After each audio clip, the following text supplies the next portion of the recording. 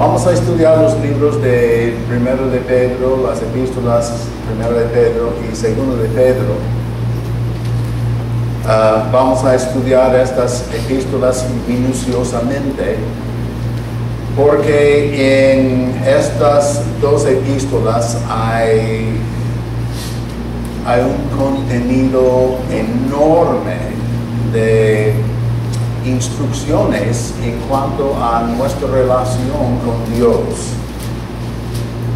Y el tema de esta serie de mensajes va a ser la relación del creyente con su Dios. ¿Cómo es que nos relatamos con Dios? ¿Cómo es que respondemos a Dios? ¿Cómo es que consideramos a Dios en nuestra vida? Y Pedro empieza con probablemente uno de los temas más difíciles que hay en la Biblia. Para mí es muy difícil entender cómo yo, un ser humano, puedo relacionarme con un Dios que es el creador del universo. Solo tengo que ver fotos tomadas por los telescopios celestiales o espaciales para ver cuán pequeño soy yo.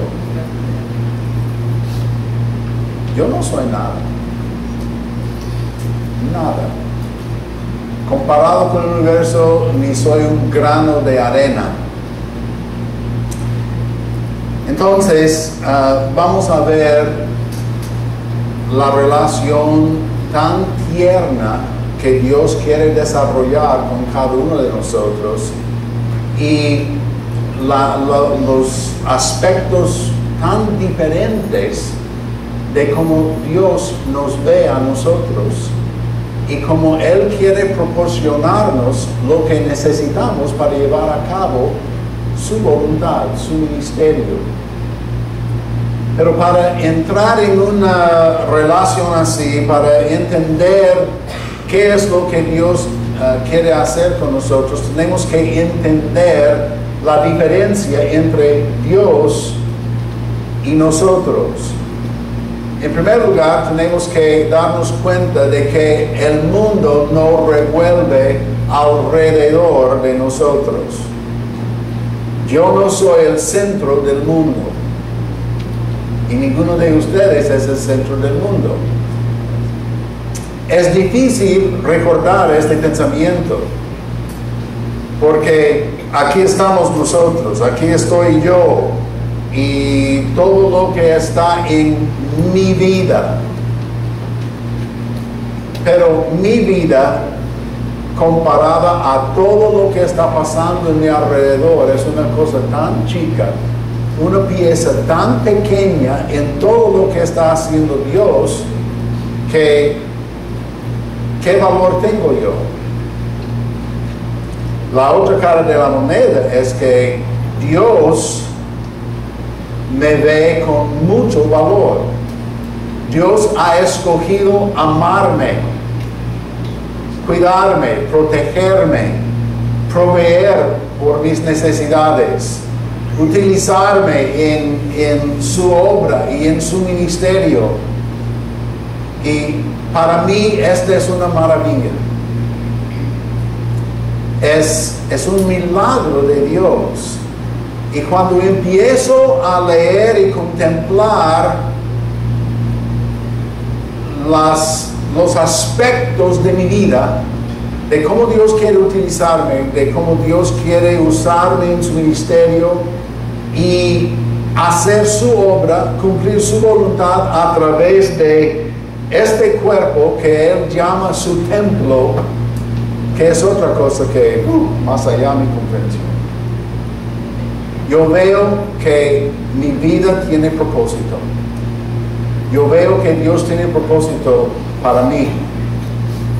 Y que Él quiere tocar la vida de muchas personas a través de este instrumento. Yo no soy lo importante, yo no soy el enfoque. sino Dios es el enfoque. Dios es el centro de interés acá. Y en este libro de Primero de Pedro y Segundo de Pedro vamos a ver la ternura de Dios. Vamos a ver cómo Dios nos ve a nosotros. Vamos a ver las perspectivas en cuanto a la salvación. Y es allí donde Pedro empieza. Entonces, si quieren buscar en sus Biblias la primera epístola de Pedro, no vamos a concentrarnos mucho en el preámbulo aquí, no vamos a concentrarnos mucho en el primer versículo, pero vamos a concentrarnos en lo que Dios quiere exponernos a través de Pedro en versículos 2 en adelante. Ahora bien, para empezar, Pedro era uno de los 12 discípulos escogidos por Cristo durante el ministerio de Él aquí en la tierra. El Señor le había escogido y llamado de una vida como pescador en el mar de Galilea. Y sabemos que por temperamento sanguíneo de Pedro, que era un hombre que le gustaba hablar. Y a veces hablaba cuando debería estar escuchando. Y así somos algunos de nosotros. Debemos estar escuchando, pero insistimos en dar nuestras opiniones, nuestras ideas, lo que yo pienso que es bueno y es necesario. Entonces Pedro, un hombre que le gustaba hablar mucho en ocasiones, a veces no apropiadas, pero la gran habilidad de hablar y dar énfasis en las cosas del Señor, esta habilidad fue canalizada y fue controlada por el Espíritu Santo. Y Pedro llegó a ser uno de las columnas más fuertes de la iglesia primitiva ahí en Jerusalén. Ahora bien, primero y segundo de Pedro son los últimos mensajes de un apóstol ya viejo, y su mensaje es dirigido a todos los cristianos esparcidos de Judea, de Jerusalén, de todo lo que era Israel, a varias partes del mundo conocido. En este estudio vamos a descubrir lo que para Pedro era muy importante para la vida de esos creyentes que fueron esparcidos. Ahora bien, imagínense, si viniera una persecución aquí a Honduras diciendo que todos los evangélicos tienen que salir de Honduras, ya no pueden vivir aquí. Entonces hay que empacar todos sus bienes, todo lo que tienen, muebles si quieren, si pueden, animales, todo lo que tienen, y van a tener que irse. Y tienen que irse más allá a Panamá, tienen que ir a Colombia, a Ecuador, a Brasil, a un país en América del Sur. Ya no puede ir a México porque lo mismo está pasando en México. Los mexicanos tienen que irse ya. No pueden ir a Estados Unidos porque Estados Unidos ha construido una muralla después que Donald Trump fuera elegido como presidente.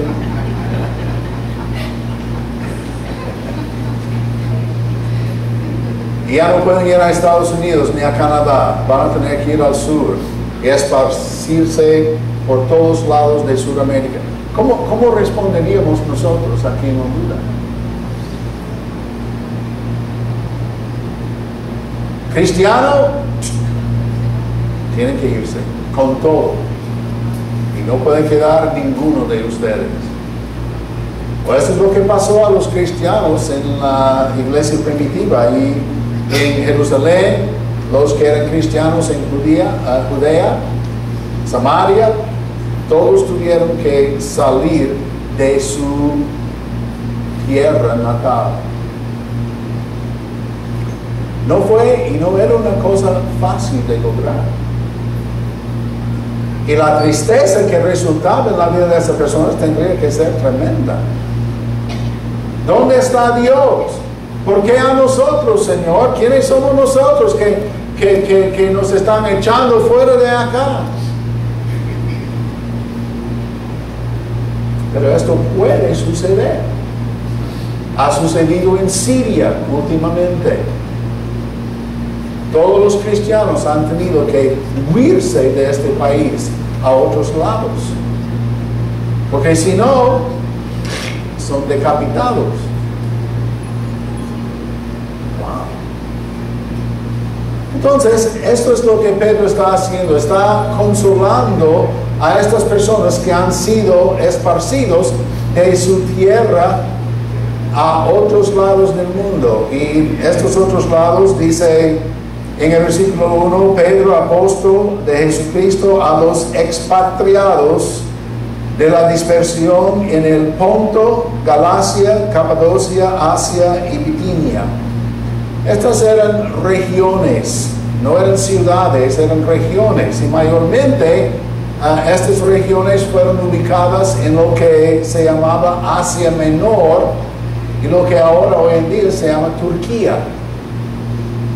Y ellos tuvieron que huirse al norte a llegar a estas zonas, a estas regiones donde vivían otros judíos ya.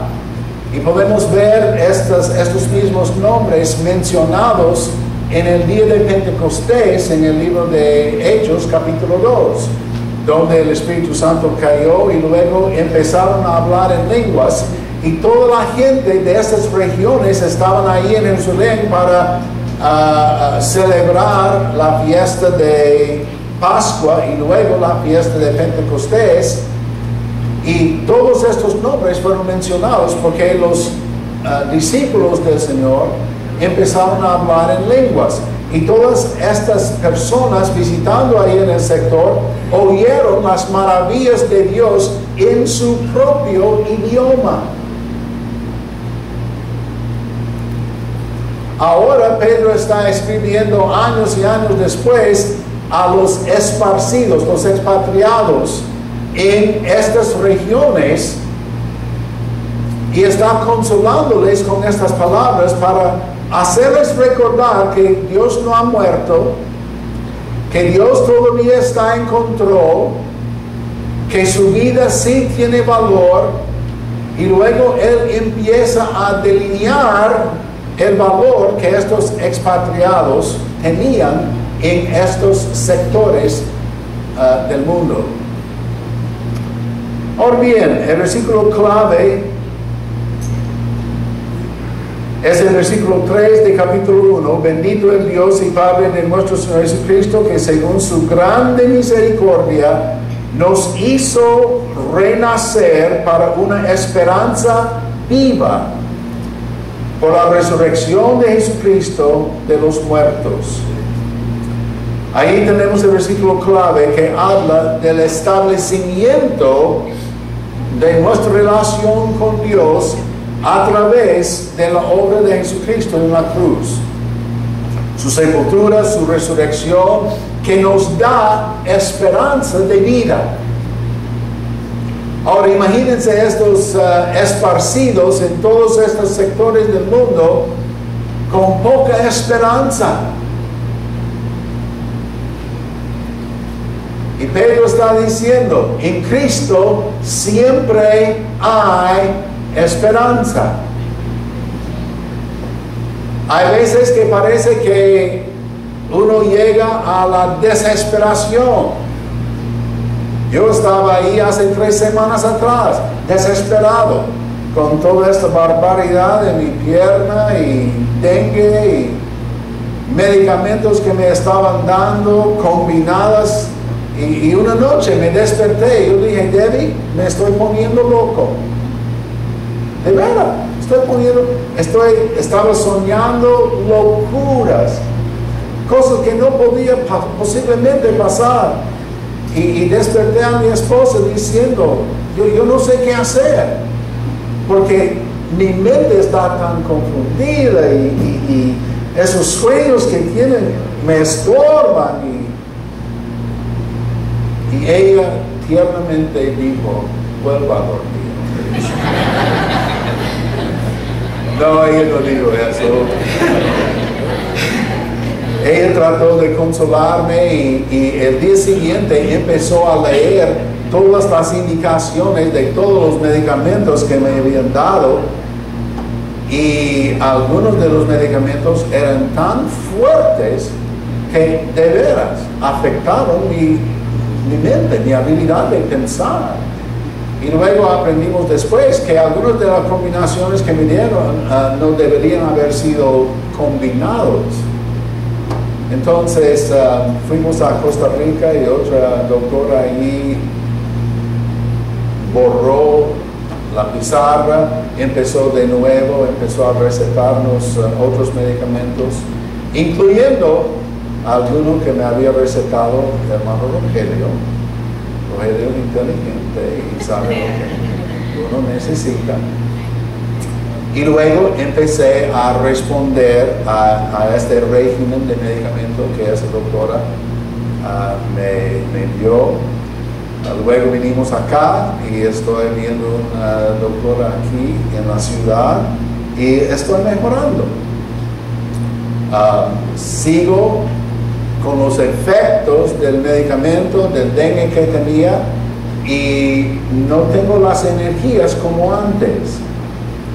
Cuando sonrío no es mi sonrisa normal.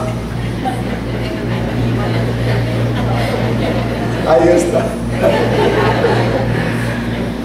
Pero imagínense esas personas echados fuera de su país, echados fuera de su pueblo, dejando sus casas atrás, dejando todo lo que tenían, solo llevando las cosas que podían llevar en mano o en una carreta o algo así.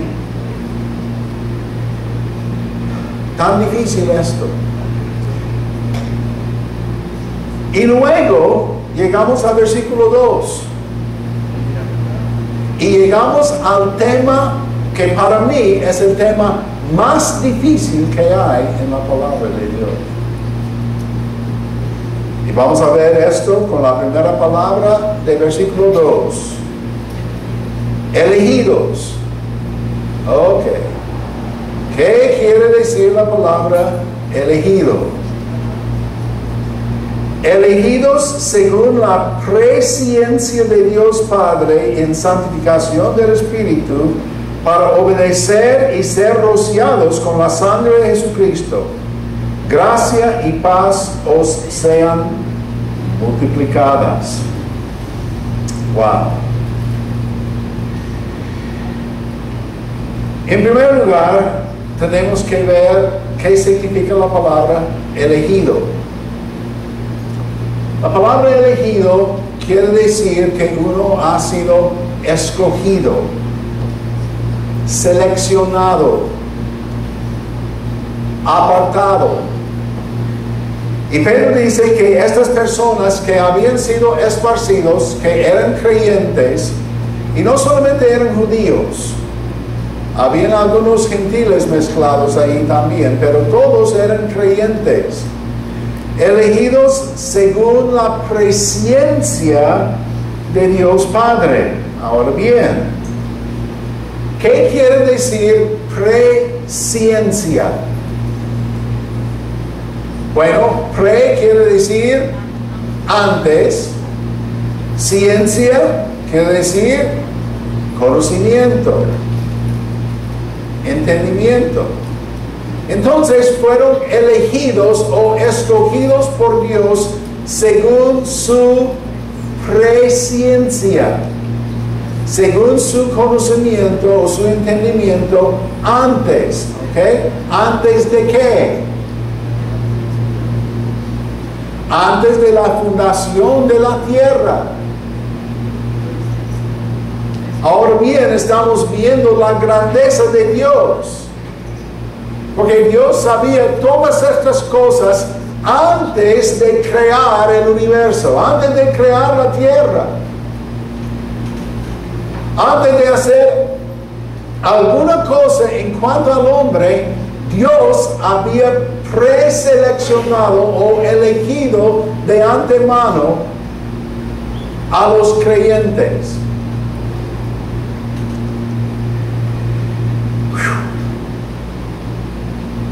Yo no entiendo esto. Yo no puedo comprender esto, aparte del hecho de que Dios no ve el tiempo como nosotros experimentamos el tiempo. Nosotros experimentamos el tiempo corriendo. Dios ve al tiempo como una sola entidad. Él entiende lo que pasó en el principio. Él sabía que en el principio Noé iba a construir un arca. Sabía que Moisés iba a dirigir a Israel fuera de Egipto. Que Jesús iba a morir en la cruz. Que los apóstoles iban a esparcirse a todo el mundo para predicar el Evangelio. Él sabía la fecha de mi nacimiento antes de crear la tierra. ¿Cómo puedo comprender esto? ¿Cómo puedo comprender la mente de Dios? Yo no. Solo tengo que admitir que Dios es tan grande que Él hace todo lo que Él quiere según su voluntad. Y eso es un principio clave en este estudio. Ahora, elegidos según la presencia de Dios Padre en santificación. Hay dos aspectos de santificación. Santificación es purificación. Cuando nosotros recibimos a Jesucristo como Salvador, Dios nos santificó. En otras palabras, nos limpió, nos perdonó de todos nuestros pecados. Nos hizo santos. En 2 Corintios, Pablo dirige algunas palabras en cuanto a esto. Todos los santos en Jesucristo que forman la iglesia o el cuerpo de Jesucristo. Esta es una clase de santificación, santificación eterna. Hemos sido limpiados, santificados, perdonados y estamos listos para ir ya al cielo por medio de esta santificación. Y esta es la santificación de que está hablando Pedro aquí. Pero hay otra clase de santificación que es santificación diaria. Nosotros pecamos. ¿Hay alguien aquí que no peca todos los días? No hay nadie. Todos pecamos. Y tenemos que someternos a la santificación, a la purificación de Dios. Cristo oró en Juan capítulo 17, Padre, santifícalos en tu verdad. Tu palabra es verdad. Entonces, santificación diaria quiere decir que tenemos que responder a la palabra de Dios y reconocer que aún siendo creyentes, seguimos siendo pecadores. Y necesitamos limpieza o santificación diaria. Entonces llegamos a Dios en arrepentimiento, y arrepentimiento es algo muy importante en este instante. Llegamos en confesión de nuestros pecados y le pedimos al Señor su santificación, su limpieza, y queremos seguir en el camino recto y bueno y puro, que es el camino santo. Queremos vivir en santificación. Entonces Pedro dice, elegidos según la presencia de Dios Padre en santificación. ¿Y quién es que nos santifica? Dice aquí, santificación del Espíritu. Ahora bien, ¿dónde habita el Espíritu Santo? ¿Ah? Dentro de nuestro cuerpo. Nuestro cuerpo ha llegado a ser el templo del Espíritu Santo. Explíquenme esto. Este cuerpo es el templo del Espíritu Santo? El Espíritu Santo, ¿quién es Dios? ¿Y cómo puede el Espíritu Santo reducirse en algo tan pequeño? Bueno, no tan, pero más pequeño que antes. ¿Cómo puede el Espíritu Santo habitar un templo así? Yo no me explico eso. Porque al mismo tiempo que está habitando este templo, está habitando los templos de todos ustedes. Hay aspectos de Dios que ni podemos empezar a explicar. Porque Dios es Dios y nosotros somos seres humanos. Y hay una gran cima entre Dios y nosotros. Pero Dios hace las cosas conforme a su voluntad. Ahora bien, sigamos. En santificación del Espíritu para obedecer. Ahora bien, ¿qué es la primera cosa que tenemos que obedecer para llegar a ser creyente? ¿Ah? ¿Creer qué? Las palabras de Dios. El Evangelion. El Evangelio. Tenemos que obedecer el Evangelio, porque esta es la primera manera de que el Espíritu Santo habla a nuestro corazón, a través del Evangelio.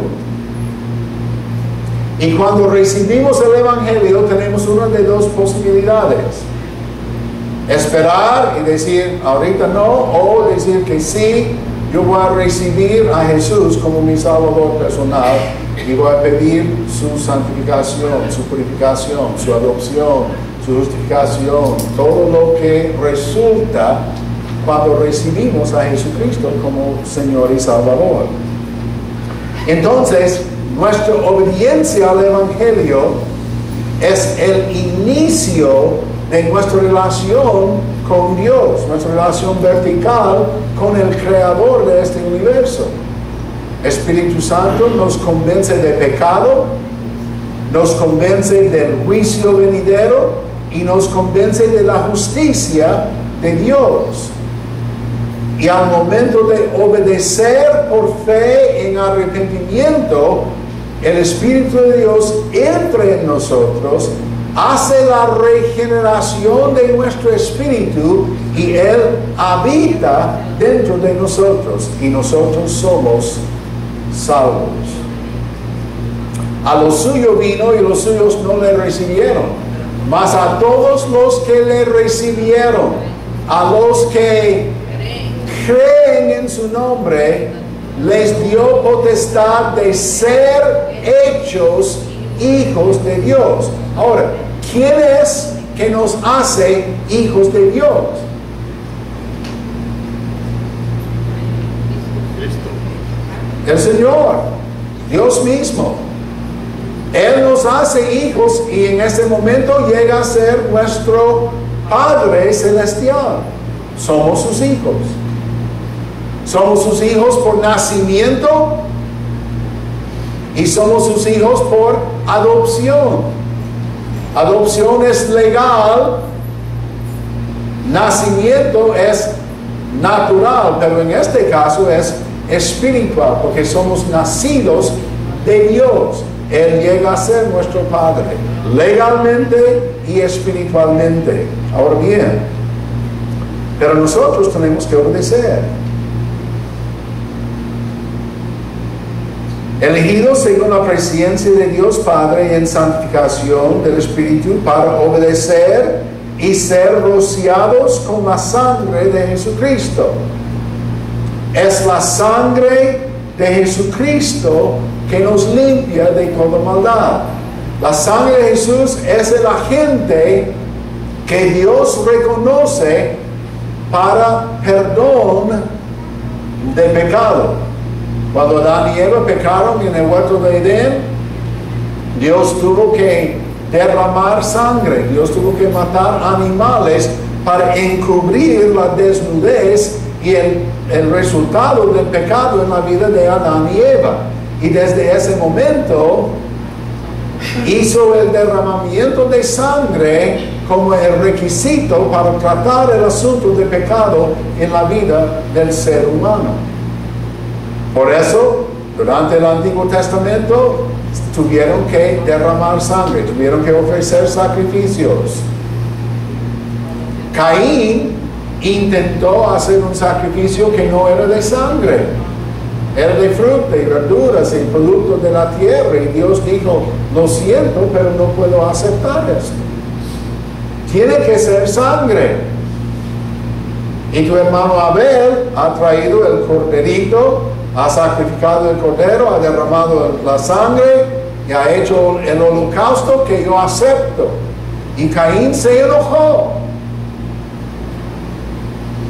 pensaba que Dios era injusto porque él había sembrado todas estas hortalizas que trajo y ofreció a Dios, y Dios rechazó su ofrenda. Esta es la razón de que el hombre no puede salvarse, porque no hay nada que el hombre puede hacer para agradarle a Dios que no es por sangre.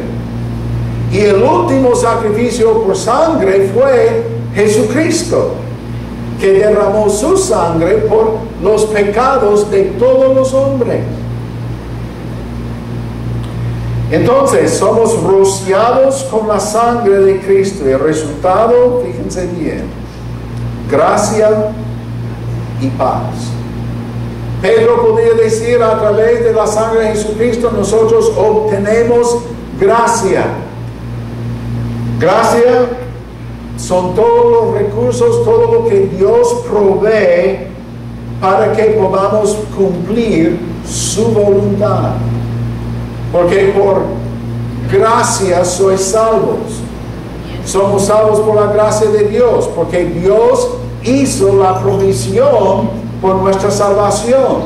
Nosotros no hicimos nada para ganar perdón de pecados. Cristo derramó su sangre en el Calvario como el sustituto por nuestro pecado, por nuestra culpa. Y su sangre es el agente que nos lava y nos da vida eterna. Ahora bien, paz, la ausencia de conflicto, reconciliación completa. Cuando nosotros recibimos a Jesucristo como Salvador, fuimos reconciliados con Dios. Paz entre Él y nosotros. Ya no había enemistad, ya no había división, ya no había ese sentido de estar alejado de Dios.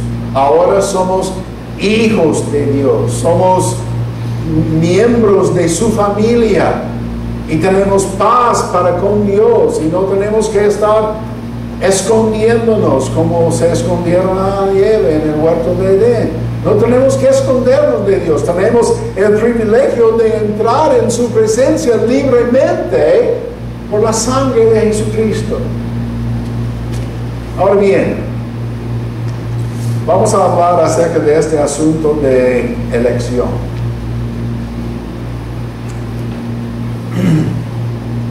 Vamos a ver la elección desde dos perspectivas, dos puntos de vista. ¿Puede poner esto ahí? Ahí está. Tenemos la perspectiva de Dios y tenemos la perspectiva del hombre. Ahora bien, en 1 de Pedro, capítulo 1, versículo 2, dice que somos elegidos según la presencia de Dios antes de la fundación de la tierra. Nosotros no existíamos, obviamente. Dios sabía los que son y los que iban a ser los elegidos antes de crear el universo. ¿Y cómo pudo hacer esto Dios? La verdad es que Dios sabe todas las cosas. No hay nada escondido de Dios. Dios nos ve el tiempo en incrementos como nosotros. Dios ve el tiempo como una sola entidad. Entonces Él podía ver todo el tiempo como uno solo. Y Él sabía todo, por eso podemos confiar en la profecía de la palabra de Dios. Porque Dios sabía todas estas cosas de antemano. Antes de crear el universo, Dios sabía quiénes iban a ser los elegidos y los eligió. Nosotros los hombres no existíamos antes de la creación. Fuimos hechos santos al obedecer el Evangelio. Según Tito capítulo 3. Vamos a ver Tito capítulo 3. Antes del libro de Hebreos. Antes de Tito capítulo 3, versículos 3 al 7. Tito escribe y dice: porque nosotros también éramos en otro tiempo insensatos, rebeldes, extraviados, esclavos de concupiscencias y deleites diversos, viviendo en malicia y envidia, aborrecibles y aborreciéndonos unos a otros. Pero cuando se manifestó la bondad de Dios nuestro Salvador y su amor para con los hombres, nos salvó, no por obras de justicia que nosotros hubiéramos hecho, sino por su misericordia, por el lavamiento de la regeneración y por la renovación en el Espíritu Santo, el cual derramó en nosotros abundantemente por Jesucristo nuestro Salvador, para que justificados por su gracia viniésemos a ser herederos conforme a la esperanza de la vida eterna. ¿Qué? Obra del Espíritu Santo, el agente, la sangre de Jesucristo, lavados, limpiados. Ahora, Dios escogió a los elegidos antes de la fundación de la tierra. En Efesios 1:4 vemos esta verdad. Bueno, versículo 3. Bendito sea el Dios y Padre de nuestro Señor Jesucristo, que nos bendijo con toda bendición espiritual en los lugares celestiales en Cristo, según nos escogió en Él antes de la fundación del mundo, para que fuésemos santos y sin mancha delante de Él. ¿Cuándo fuimos escogidos? Antes de la fundación del mundo. Dios nos tenía en su corazón antes de la creación.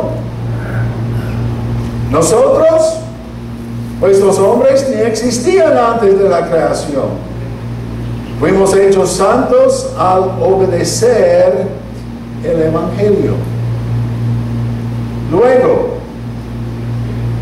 la salvación es solo de Dios. Nadie puede salvarse. Nadie puede hacer ninguna obra digna de darle entrada a la presencia de Dios. Según las Tesalonicenses.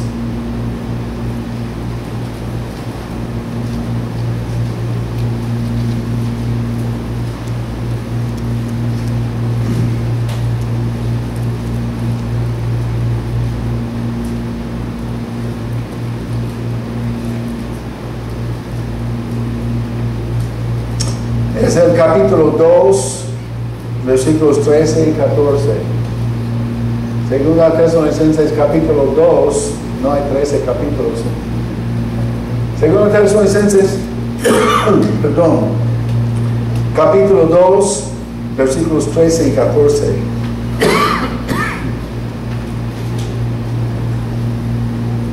Perdón. Pero nosotros debemos dar siempre gracias a Dios respecto a vosotros, hermanos amados, por el Señor, de que Dios os haya escogido desde el principio para salvación mediante la santificación por el Espíritu Santo, el Espíritu, y la fe en verdad, a lo cual os llamó mediante nuestro Evangelio para alcanzar la gloria de nuestro Señor Jesucristo. Ok, ahí está. Escogidos, obedientes a la salvación, santificación del Espíritu Santo, por fe en la verdad del Evangelio. Y este Evangelio es el poder de Dios para salvación. Es lo que Dios ha escogido, es el mensaje que Él ha escogido para esparcir en todo el mundo, para que todos tengan la oportunidad de recibir vida en Jesucristo. Los hombres, pues, nosotros obtenemos la salvación por medio de la fe. Porque por gracia sois salvos por medio de la fe, y esto no de vosotros. Pues es don o regalo de Dios para que nadie se gloríe. Y la razón de que nadie puede gloriarse en su salvación es porque Dios, por medio de Jesucristo y el poder de su Espíritu, son los únicos que han proporcionado salvación. El diseño de Dios Padre, la obra de Cristo en la cruz, su muerte, su resurrección y el poder del Espíritu Santo para convencernos de nuestra necesidad de recibir a Jesús como único y suficiente Salvador, porque no hay otro. Y esto es totalmente obra de Dios. Ahora bien,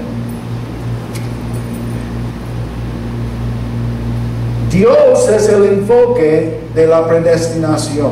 Vamos al libro de Romanos capítulo 8. Dios es el enfoque de la predestinación y no nosotros. Romanos capítulo 8, versículo 28 y 29.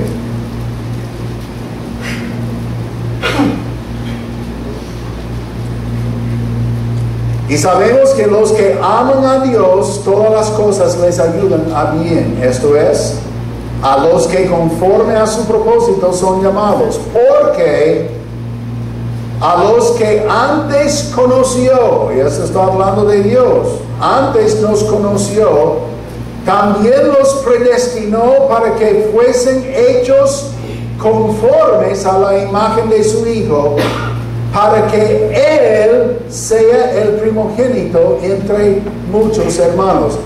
¿Dónde está el enfoque ahí? ¿En nosotros los hombres? En absoluto. El enfoque es en Cristo. El enfoque es en Dios Padre. El enfoque es en el Espíritu Santo. Los tres haciendo su obra a través de nosotros. Dios es el soberano. Dios hace las cosas conforme al beneplácito de su voluntad. ¿Y quiénes somos nosotros para decir a Dios lo que vamos a hacer? ¿Quiénes somos nosotros para decir a Dios, bueno, Dios, yo soy una persona tan linda, tan amable, tan obediente, tan fantástica, que no tiene otro recurso de que aceptarme en el cielo y pasar la eternidad contigo? Merezco esto. ¡Qué locura! ¡Qué soberbia! Y Dios dice, ¿y la sangre de mi Hijo Jesús? ¿Qué va a hacer con la sangre de mi Hijo Jesús? Ese fue el precio que fue pagado por su salvación. ¿Qué va a hacer con esto? Dios es el enfoque de la predestinación. El hombre es el objeto de la predestinación. Fuimos predestinados para conformarnos a la imagen del Hijo de Dios, que se dio a sí mismo por nosotros, que hizo el último sacrificio por pecado. Y los que reciben este sustituto por pecado, reciben vida de parte de Dios, reciben vida eterna.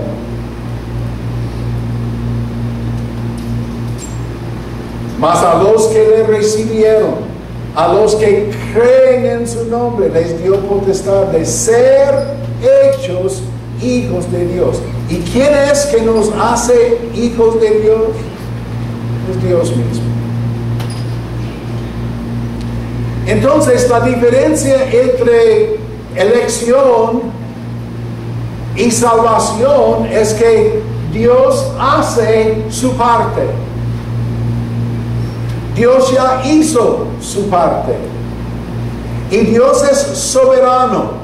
Él eligió los que conoció antes de la fundación de la tierra, antes de la fundación del universo. Dios sabía, Dios eligió, Dios escogió, Dios predestinó. ¿Qué es nuestra parte en cuanto a esta predestinación y elección? La verdad es que yo no sé quiénes son los elegidos. Dios sí.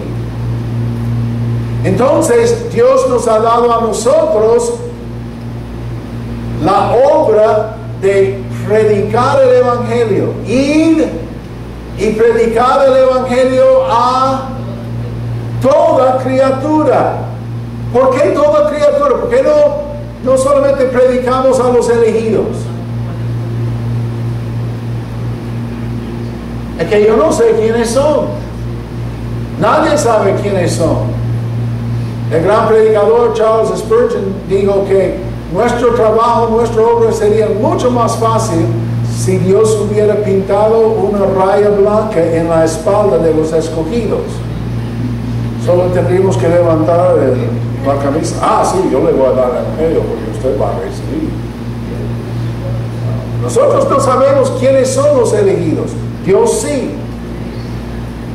Y Dios nos ha dado el ministerio de reconciliación. Por eso tenemos que predicar el Evangelio a toda criatura, para que los elegidos sí puedan responder al Evangelio.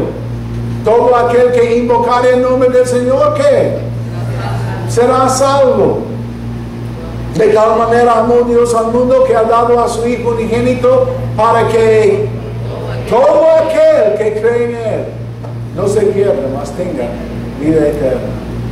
Dios quiere que ninguno perezca, sino que todos procedan al arrepentimiento.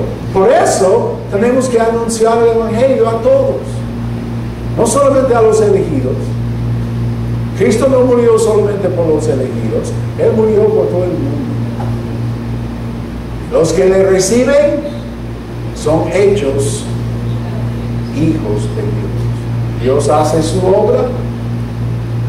Nosotros tenemos la responsabilidad de hacer nuestra obra. Nuestra obra es predicar el Evangelio. Oremos.